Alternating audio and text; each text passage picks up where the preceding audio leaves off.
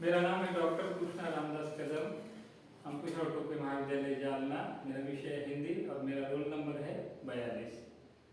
तो बच्चों, आज हम हिंदी के महान कथाकार मुंशी प्रेमचंद की एक कहानी के संदर्भ में चर्चा करेंगे। क्या आपने प्रेमचंद की कोई कहानी पढ़ी है? अच्छा, कफन। तो प्रेमचंद हिंदी साहित्य के ऐसे कथाकार हैं, कहानीकार हैं, जिनका साहित्य संपूर्ण हिंदी साहित्य के लिए मील का पत्थर माना जाता है। लगभग प्रेमचंद जी ने 300 से भी अधिक कहानियां लिखी हैं और हर विषय पर कहानी लिखी है। एक भी ऐसा विषय नहीं है कि उन्होंने उस विषय पर कहानी नहीं लिखी है। प्रमुख रूप से पहले दौर में प्रेमचंद की आदर्शवादी कहानियां आती है।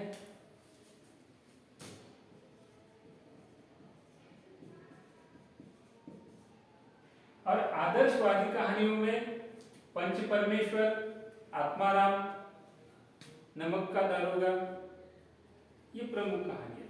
अब आदर्शवादी कहानियां उन कहानियों को कहा जाता है जिन कहानियों में नैतिकता, आदर्श और मूल्य प्रस्तावित होते हैं। दूसरी प्रकार की उन्होंने कहानियां लिखी यथार्थवादी। यथार्थवादी कहानियां उन कहानियों को कहा जाता है जिसमें सत्य और न्याय इस पर बल दिया जाता है। तो प्रमुख रूप से आदर्शवादी और यथार्थवादी कहानियों के माध्यम से प्रेमचंद ने जो है संपूर्ण ग्रामीण जीवन से लेकर शहरी जीवन तक की अनेक सारी कहानियां लिखी है। अनेक ऐसे विषय हैं, उन विषयों के माध्यम से उन्होंने दलित, शोषित, वंचित, किसान जीवन की स्थितियों को अपनी कहानियों के माध्यम से अभिव्यक्त करने का प्रयास किया है।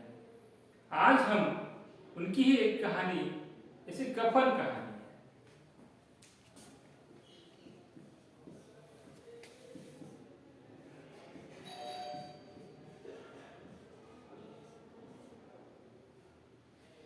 लेखक प्रेमचंद।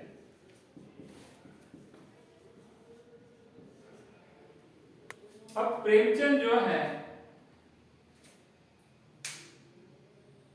इसलिए हर किसी को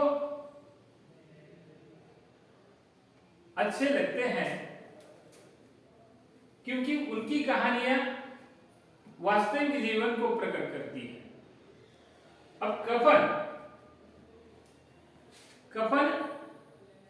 कहानी प्रमुख रूप से एक ऐसे वर्ग के लोगों पर केंद्रित है जिनके पास न खाने के लिए रोटी है, न पहनने के लिए अच्छे कपड़े हैं, न रहने के लिए मकान है।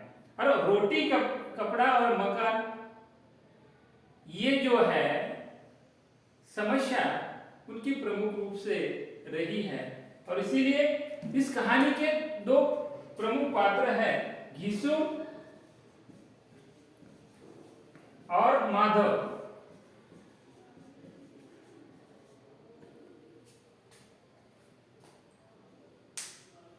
घिसु और माधव जब कभी काम नहीं मिलता है तो रात को दूसरों के खेतों में जाकर आलू चुरा कर लाते हैं और वह भुना कर खाते हैं। और पेट की पीड़ा, भूख की पीड़ा जो है वह माधव की पत्नी बुधिया, जो प्रसव पीड़ा से झोपड़ी के अंदर करा रही है, परंतु उसकी पीड़ा से तीव्र उन्हें अपनी भूख की पीड़ा लगती है। और यहाँ प्रेमचंद जी ने जो है केवल घिसु और माधव की संवेदनहीनता पर ही नहीं उंगली उठाई है, तो उन्होंने संपूर्ण भारतीय समाज पर उंगली उठाई है। और भारतीय समाज के रीति रिवाज किस प्रकार से है कि उन्हें कहते हैं कि जिसे इसमें प्रेमचंद जी कहते हैं कि जिसे जीते जी तन ढकने के लिए कपड़ा न मिले, उसे मरने पर लोग कफन दे देते हैं। और जब बुधिया प्रसव वेदना से कराकर उसकी पीड़ा में मर जाती है और घिसू और माधव फिर रोते हैं, लोगों के सामने गिड़गिड़ाते हैं, लोग कफन के लिए उन्हें पैसे देते हैं और वही पैसे लेकर घिसू और माधव होटल में जाते हैं और वहाँ पर जो अपनी पेट की भूख की पीड़ा है, वो भूख की पीड़ा को मिटाते हैं और यह कहते हैं कि ये जो लोग क्या बुधिया मरकर भी जो है क्या हमारा भला कर गई, नहीं तो हमें कौन पैसा देता। मतलब ये कहानी जो है ना प्रेमचंद जी हमारे भारतीय समाज की मानसिकता पर चोट करती है, भारतीय समाज की गलत रूढ़ियों परंपराओं को वह नकारती है।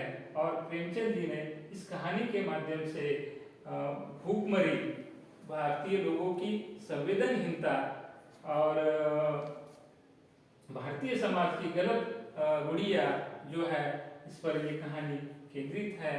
कहानी बहुत ही अच्छी है, यथार्थवादी कहानियाँ हैं और इस कहानी में सत्य जो है बयान करने का प्रयास प्रेमचंद जी ने किया है और इसी प्रकार ये कहानी यहाँ पर खत्म हो जाती है। आपकी अगर कुछ प्रश्न है तो आप पूछ सकते हैं। सर एक प्रश्न है कि प्रेमचंद ने किस विषय पर ज्यादा कहानियां लिखी है? प्रेमचंद जी ने प्रमुख रूप से जो है ऐसा एक ही विषय नहीं है कि उन्होंने हर विषय, चाहे स्त्री हो, किसान हो, दलित, शोषित, सभी सभी समाज के पात्रों पर उन्होंने कहानियां लिखी है। कोई भी विषय उनसे अछूता नहीं रहा है।